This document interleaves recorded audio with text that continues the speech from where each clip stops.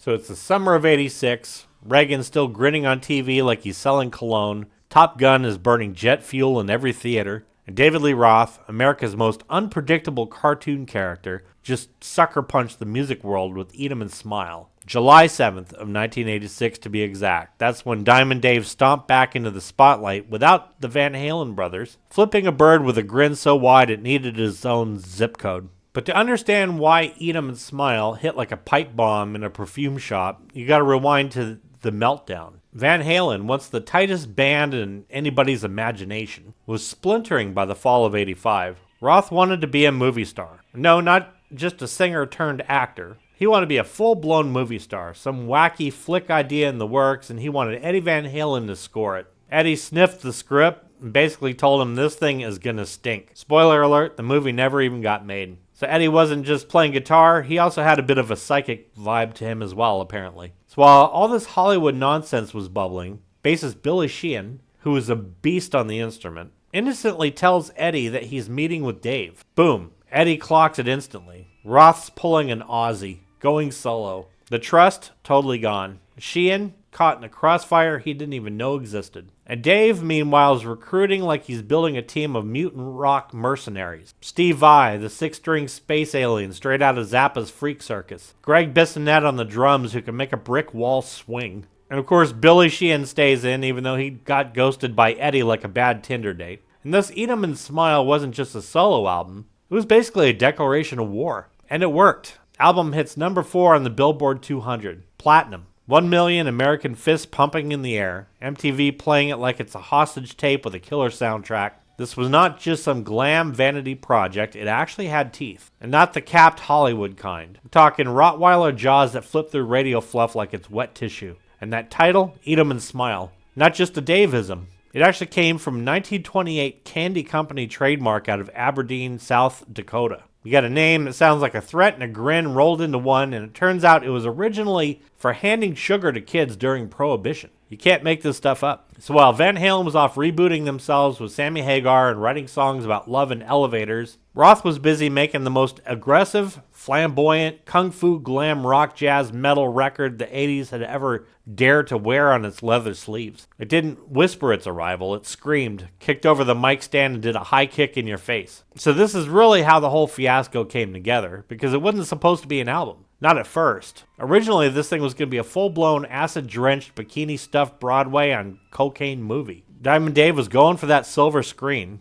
And so post-Van Halen breakup, Roth's not licking wounds. He's already halfway into Hollywood. He's got Pete and Jealous, his old co-conspirator and hype man for the Van Halen circus, and this sitcom TV writer, Jerry Perzigian, straight out of The Jeffersons, putting together what they call Crazy from the Heat, a musical comedy. A $10 million musical comedy backed by CBS Theatrical Films. Roth's gonna star, Pete is gonna direct, and the thing's been storyboarded within an inch of its life. Picture Roth as a rock star on vacation, running amok on some exotic island, dodging bikini-glad spies, singing standards, doing splits, maybe breaking into a tap dance while the world explodes behind him. So on October 27, 1985, Hollywood Palace, they do this old-school cattle call. Hundreds of aspiring actresses line up, Dave and the boys watching from the sidelines like it's Rock of Love, the movie. Steve Vai, Billy Sheehan, the whole band's there, eyes peeled. The casting call turns into a beach party fever dream. Choreography, handled by Tony Basil. Yeah, oh Mickey, you're so fine, that one. Set designs, costumes, locations, it's all prepped. And it was going to be David Lee Roth's Purple Rain. Except instead of tortured artistry, it was surfboards, slapstick, and probable indecency. But then wham, November rolls around,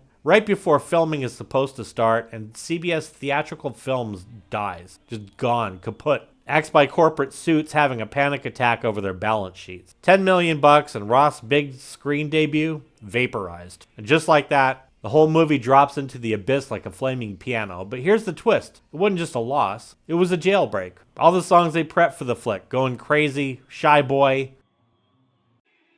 That's Life, turned out to not be throwaways. They're smoking, howling beasts looking for a home. So what does Dave do? He pivots. He snatches defeat out of the jaws of disaster. Grabs the band. Calls up Ted Templeman, Van Halen's own sonic guru from the early days, and says, let's burn this sucker to tape. And let's talk about that band. He basically forms a mutant supergroup in his garage. Billy Sheehan on bass, a guy whose hands move faster than a credit card scam. This guy's got legato for days and can speed pick and shred like anybody. And Roth knew him from the road. Talus opened for Van Halen back in '80. And Billy's bass rig looked like a NASA command center. And then comes Steve Vai, the alien from Planet Zappa with fingers that don't follow the laws of Earth physics. You always think he's gonna zig, and then he ends up zagging. And that's the whole point with Steve Vai, is that there's always a surprise in there when you listen to him. You don't bring this guy in on an album unless you're planning on doing some musically unhinged stuff. And then, of course, Greg Bissonette on the drums. Tight, precise, could swing or slam. The guy's a shapeshifter behind the kit. This wasn't a band, it was a gang. And Ted Templeman, well, he had to bottle this lightning without losing the fizz. So yeah, Eat 'em and Smile wasn't born in the studio. It was scraped off the floor of a dead Hollywood dream, stitched together from the remains of a derailed vanity project and weaponized for the stage. It's what happens when you cancel the circus and then the clowns decide that they're going to go ahead and start a riot. So before Steve Vai came in swinging like a psychedelic assassin with a whammy bar, the guitar slot in Dave's post-Van Halen fever dream was almost filled by another six-string outlaw, Steve Stevens. Yep, Billy Idol's Steve Stevens, the dude with the ray gun, the guy who could make Hairspray sound dangerous. And Roth wanted him bad. But Steven was really locked up with Idol's schedule, tighter than a Vegas vault, and couldn't break away fast enough for Roth's ticking Hollywood clock. So this is where the gears start clicking. Billy Sheehan, about halfway into the Roth camp already, throws out a name, Steve Vai. Not in a casual way either. This wasn't, hey, maybe call this guy. It was more like, I've got your freak show lead guitar player, and he's got like 8 fingers per hand. You probably want him. So Templeman gets a cassette, and Vai's playing, of course, is Pure Lightning. Zappa weirdness duct tape to heavy metal firepower. Templeman hears it and goes, yep, that's the guy. And meanwhile, Vai's coming off the Crossroads movie, where, he's the devil up against Ralph Macchio. And then he's about to hit the road with Alcatraz, but then Roth calls, saying, I'm making a movie, need a band, are you in? And that was enough. Vai shows up at Roth's basement like he's answering a bat signal. First jam, Roth, Vai, Sheehan, and Vai's drummer, Chris Frazier. Instant combustion. And sorry if I'm jumping around a bit, but basically, Greg had not been called by this time. So Sheehan's watching Vai twist melodies into cartoon physics and thinking, this is it. Stevens might have brought the swagger, but Vai had the madcap, Zappa cooked lunacy to match Roth's whole vibe. Frazier was solid, but by late September of '85, Roth was like, nah, I want options on the drummer. And so he opened up the slot and he started shopping. What happened next? Chaos. The audition ad goes out framed as Steve Vai's band looking for a drummer, not Roth's band. Clever misdirect to keep the wolves at bay. But at SIR Studios in Hollywood, they get a whole parade of drum monsters. Greg shows up. Now, he had been in the trenches with Gino Vanelli, Maynard Ferguson, and even the Merv Griffin Show. Total jazz-schooled freak who can swing, rock out, and smile for daytime TV. Right place, right time.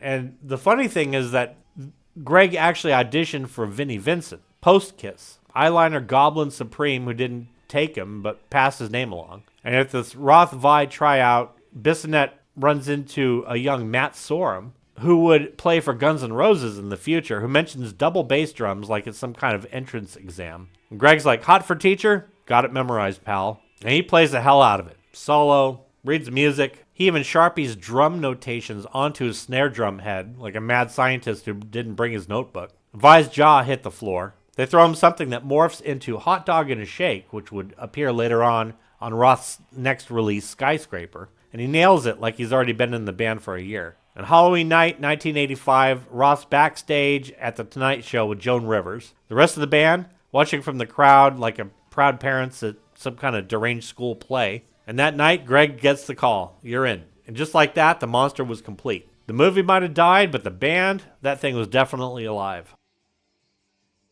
So the recording kicks off with a whole band in the room. No isolation booths or ego cages, just amps roaring and heads banging. All captured live. And Ted Templeman's theory, forget perfection. You want energy. You want that swing. And he's used that to very good effect, especially on Van Halen's first album, which I've covered in depth, and second album, and third album, and fourth album. He produced them, and I covered all those in depth too. But he said, you want that barely holding on magic that happens on the road, not in a vacuum-sealed studio. You got Jeff Hendrickson at the console engineering the madness. He already knew how to handle Templeman's speed demon workflow from the time with Hagar and Aerosmith. These weren't clinical sessions. The first few days, they blast through the tracks just to see what sticks. And sometimes, boom, that's the master take right there. You could almost smell the sweat on the tape, no overthinking. No 10 layers of harmony vocals, just plug in and go. Meanwhile, the basement is the songwriting dojo. Roth's upstairs like a deranged sensei sipping coffee and listening,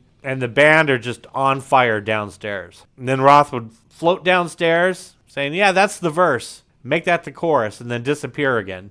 Vai really liked the way the sessions were going, saying that it was totally open and free. No rules or charts, just musical brainwaves bouncing off the walls. They jammed, joked, built wild stuff out of shared DNA. And these were complex guys, and Roth didn't just allow complexity, he actually demanded it. He'd tell Sheehan, play it twice as fast. Vai, double him. When Vai asked if he was overplaying, Roth basically screamed, more. And that's how you get music that sounds like a funhouse mirror version of hard rock. A bit unhinged, smart, impossible to replicate. Then a nugget straight out of Spinal Tap territory, Roth hands Steve Vai a cassette labeled Hungarian Dance to work on transcriptions for the live show. Vai, stoned on creativity and maybe a bit too much espresso, starts transcribing it like it's his own tune. Ends up accidentally re-recording Bangkok for the musical chess, thinking that he wrote it. Didn't catch the mistake until years later when he's prepping his Fire Garden album. Close call. Definitely could have had Broadway lawyers knocking. But they tracked the core at Fantasy Studios in Berkeley,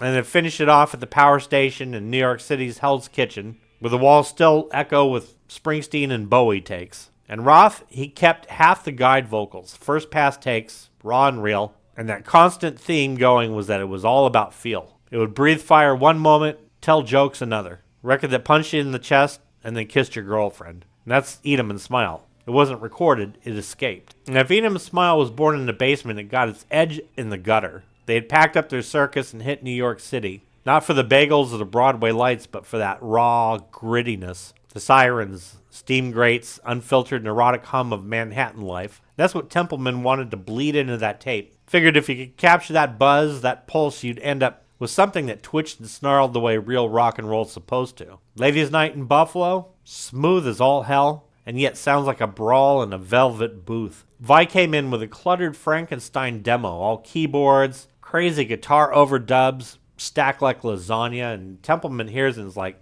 all right, yep, strip that down. Live band, no fluff. So Vai rips it apart, condenses, thinking, fine, I'll overdub later when the old guy isn't looking. But most of what stuck was that raw, one-take snarl. Now, Vai's not some plug-and-play session guy. He's a schemer. So when Templeman tells him not to double the guitar part on Elephant Gun, Vai breaks a string trying anyway, gets a raised eyebrow from the control room and is told leave it alone. Templeman leaves the building. Vai sneaks back in, like a teenager who wasn't done joyriding, lays down the double anyway. Next day, Templeman hears it and is like, this sounds good. And that's how it happened. Half outlaw creativity and half Templeman trying to keep the zoo from setting the studio on fire. And then, of course, there's Yankee Rose. Unfriggin' believable. This is David Lee Roth's introduction to the world, Steve Vai's introduction to the world. Steve Vai literally talking with his guitar in the very top of it, doing a whole banter back and forth with Roth. Roth wanted personality, like the guitar was another character in the sketch.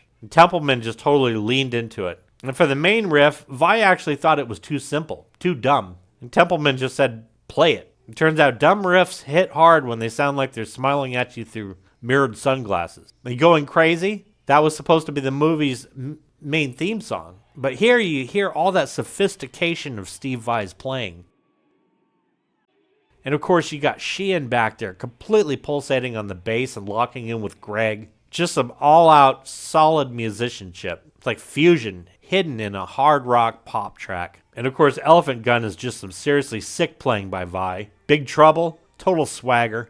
And there's also 4 covers on here. But these weren't filler, they were flexes. Shy Boy, Billy Sheehan's baby, straight out of his old band Talus. Roth just slapped some glitter on it, turned it into a high-speed car chase. But of course his interplay with Vai took this song to yet another level. Their doubled lines on there are just absolute glory. And then they throw in I'm Easy, Templeman's idea. This fit Roth's lounge lizard alter ego perfectly. Full big band horn section. Greg Bissonette calls up his Maynard Ferguson jazz buddies, brings in top-tier brass from New York City. And of course then you got Steve Vai, who could definitely master the written note, After all, it was his transcription of an impossible Zappa song that got him the Zappa gig in the first place. Writes the whole horn chart himself. He conducts the session like he's Duke Ellington on Adderall. And then you got Tobacco Road. Down and dirty, bluesy as all hell. It's got a switchblade in his boot. One of the most standout guitar licks on the album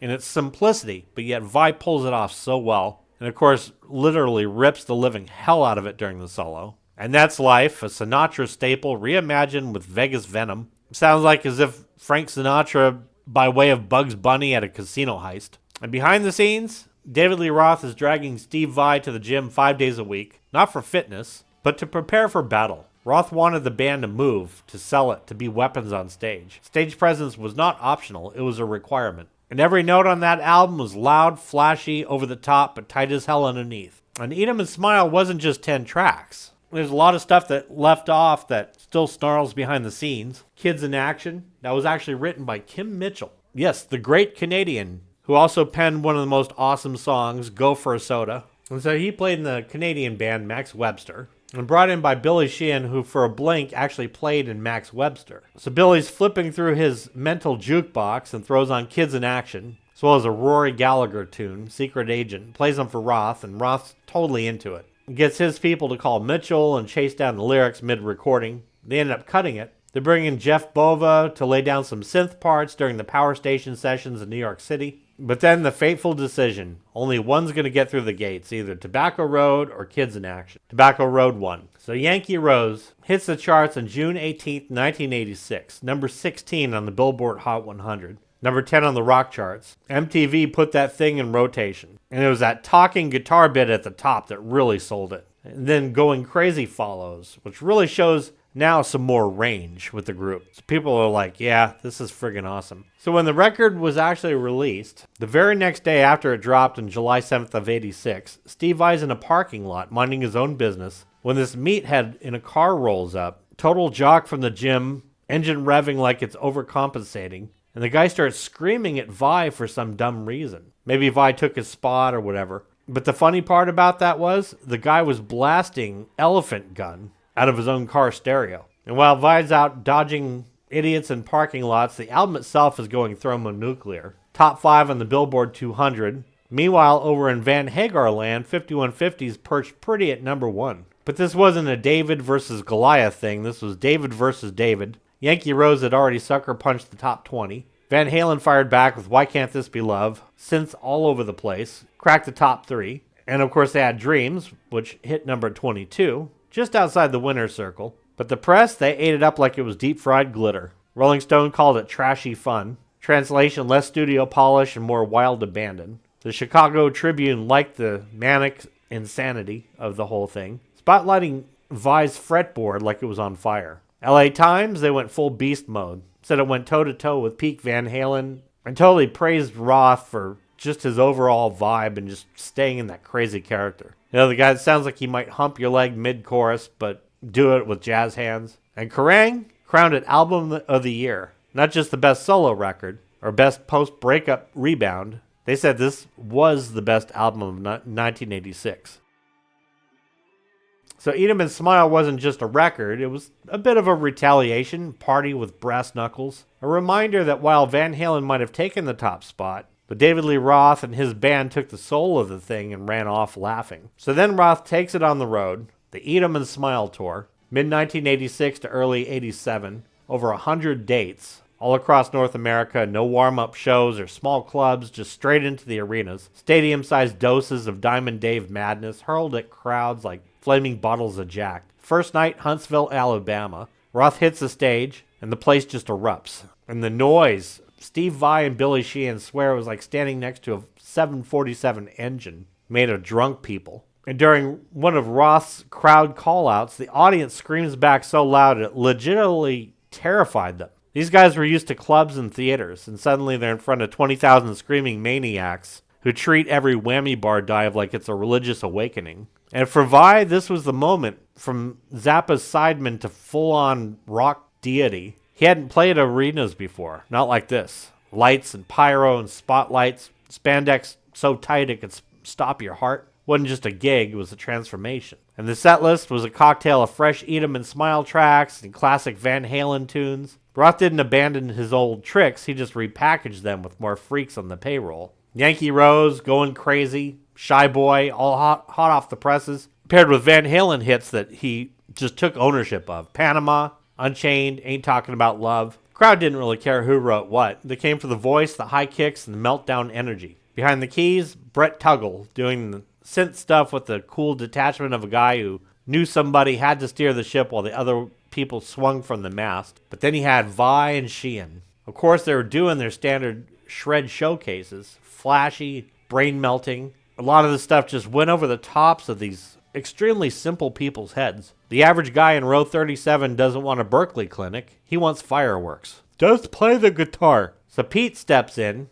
Dave's longtime visual guru and ringmaster, says, hey, make it a guitar duel. Not just two guys trading licks. A tractor pull. Make it feel like a showdown in a monster truck arena. And so they start messing with each other on stage, interrupting, chasing, mocking. Billy throws down a lick. Vi blasts it back in his face with a twist. Guitars and bass just roaring. Stage presence dialed up to 11. And that's the thing about it. It wasn't just impressive. It's funny and wild and epic. They turned it into a mini opera, musical one-upsmanship. And they did that every night for over 6 months. Cities blurred, venues sold out. America just could not get enough. And the album is legendary. It wouldn't be long before this lineup would fall apart, but for that one snapshot in time, this lineup was just friggin' epic. And yeah, the fans still want that magic back. The Eat 'em and Smile lineup, that's rock and roll's Bigfoot. Every few years, the rumors start that they might be getting back together. Stories bubble. The reunion teasers flicker like neon signs in the rain.